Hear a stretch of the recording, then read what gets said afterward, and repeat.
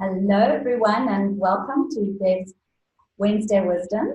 And today I'm honored to have Joanne Victoria with us.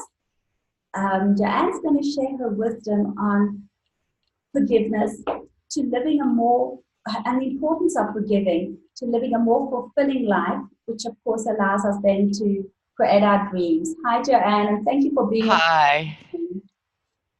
Thank you for having me. I appreciate being on your show. I'm hopefully, I will provide some information that people can apply to their lives today. I know you will because we've had a few conversations in the past, so and every time it's been so enlightening.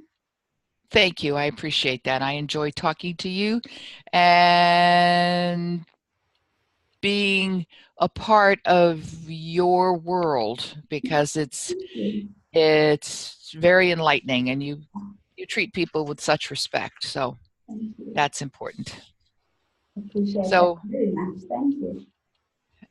well, today I'm going to be talking about forgiveness, and I think we've all felt pain from people hurting us, from what we perceive to be neglect or abuse from our parents, and people lying to us, and maybe even your spouse cheating on you. And what happens is we hold on to the energy that is formed when these things happen, because the energy that is formed when these things happen is emotional energy, and it gets into our psyche and doesn't go away. And it won't go away until we make it go away. And the only way we can make that pain go away, little by little, over time, we know over time things help. Time does heal all wounds, but you don't want it to take decades and decades to do this. You want to be able to step into your anger, step into your resentment, step into your lack of forgiveness, into the willingness to forgive others for what you perceive they did or what you know they did. Because even your perceptions create emotions that establish themselves in your body, mind, and spirit as negative. So whether you think they slighted you, or you know they slighted you, it's the same thing. I love that, Jane. I just want to take that in a minute about the connection between our emotions and the interpretation that we give. Wow. Mm-hmm. That's Yeah, very we don't necessarily, we're not always right. Let's put it that way. cool. We don't know everything. All we know is how we feel and think. And I even question if people think clearly if they're feeling badly. That's another thing that's a Mm. byproduct of anger and resentment from early slights, early damage to ourselves. And as you and I discussed previously to this, sometimes these slights and this pain can last generations, because I know I've experienced it myself personally when there's a huge family gathering and the people might talk about, oh, Aunt Nancy and Uncle Al, how they were, in a negative way. They talk about these people, and then you're continually reminded of the pain associated to what you think or actually did occur in their relationship with you. So it exists. It's a live thing. It's live. It's alive. It's I like, get what you're saying that even though it might have happened in the past, the impact is what's happening now. And that's what needs to be dealt with. absolutely. I mean, if everybody who is listening and or watching this event right now can stop for a moment and think of something, and it will come back from when they were a child, when they were a teenager, whatever the age category it might be, but it's still alive in there. And that's what's holding all of us back. It's holding me back. It's holding you back. When you hold on to that memory, because that memory is attached to pain.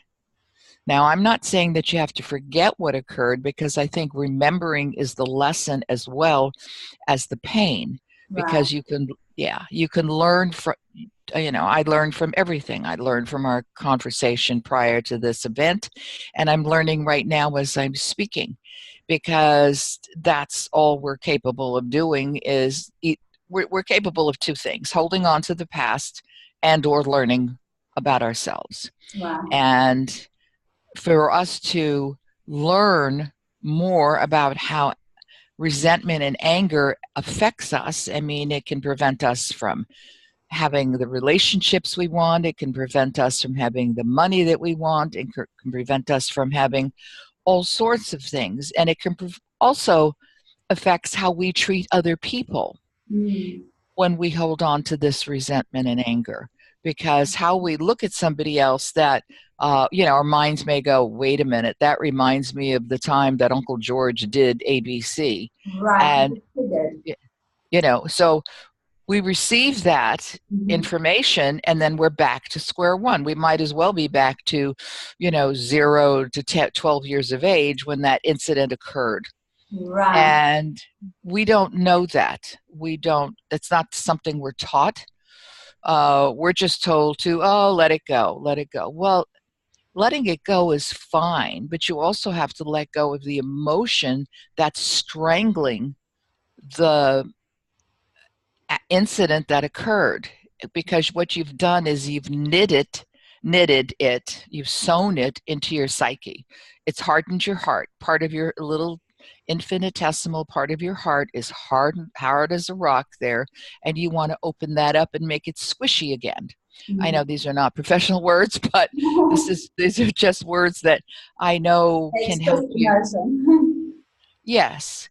And this is why I talk about forgiveness. This is why I talk about anger to not only the people that I deal with on a professional level, but everyone. And I think it's important that we let go of the anger, forgive the people we think that may have caused the incident, and move forward. So there's a tool you can use, and I'd say we're getting up on time, so I'll just tell you the tool to use. It's similar to the tool that you use when you are paying off your credit card debts. Most people tell you when you pay off your credit card debts, pay off your smallest debt in full first. And this is what I'm telling our audience to do. Make a list of everybody you want to forgive. And once you start writing, believe me, the list may get long. Not every forgiveness aspect is the same. Some are different. Some are big, some are small. So you put the smallest ones on the bottom, and then you start with the small ones first. Start forgiving those people. Start healing your heart. Take as much time as you need to bless these people and let them fly away.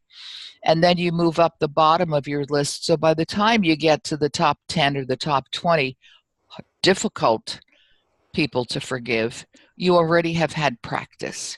You've already felt what it feels like to forgive them, to see what lesson you learned from that, and to be willing to move forward. And that's what I recommend. So beautiful. I love that. It's kind of like stop drinking poison and hoping that the person that you're angry with will die.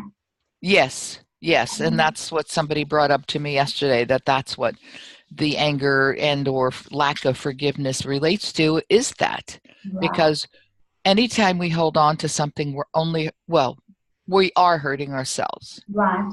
And it's not about anyone else. No. And it's also part of living in integrity.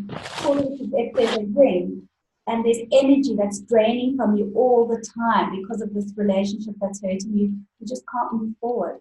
You can't get to the next step. And I love your idea of starting with the small, the simpler one, if I can put it that way. Sure. One that will strengthen you, because what you're saying is when you get to the more challenging ones, you'll have been working out. So your muscles will have been your emotional muscles will be stronger to do that. Beautiful. Absolutely. You're stronger and more capable of taking it on. So start from the bottom of the list, or start from paying your smallest debt first and then move up the list. And I hope that the list of people you need to forgive is very, very long, so you have a lot of practice before you get to mom and dad. So okay, I love it. Thank you so much for being with us this evening. Thank you. I appreciate it. Have a great day, everybody. You too. Bye. Take care. Bye-bye.